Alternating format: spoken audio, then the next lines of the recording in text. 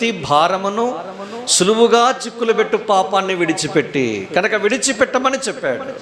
కనుక look at your self. మన జీవితంలో ముందుకు వెళ్లకుండా ఏవైతే ఆటంకాలు ఉన్నాయో వాటిని నిన్ను లక్ష్యం ఉంచాలని లేదా గురి చూచి దాన్ని విడిచిపెట్టి ముందుకు సాగాలని కొరబడుచూ ఉన్నాం. అది రెండవ సంగతి. మూడవ సంగతి, అతి శ్రేష్టమైన మాదిరి ఏదైనా ఉంది అంటే తర్వాత రాయబడిన మాట, యేసు మన విశ్వాసమును కర్తయు దానిని కొనసాగించువాడునైనా యేసు వైపు చూచుచూ మన ముందుంచబడిన పందెములో ఓపికతో పరిగెత్తుదు. మన ముందుంచబడిన పందెంలో పరిగెత్తటానికి అతి శ్రేష్టమైన మాదిరి ఆయన యేసుక్రీస్తు ప్రభువారు. ఎంత మంచి సాక్ష్యం అంటే, ఏ విశ్వాస వీరుడు రక్తము కారణంతగా పోరాడలే, ఒక యేసు ప్రభువారే పోరాడాడు. ఏ మనిషి నీ కొరకు నా కొరకు విశ్వాస వీరుడు రక్తం కార్చలా. అయితే ప్రభుకు స్తోత్రం, మన ప్రభువు మన కొరకు ప్రాణం పెట్టాడు, మన జీవితంలో విశ్వాసానికి మూలమయ్యాడు. ఆ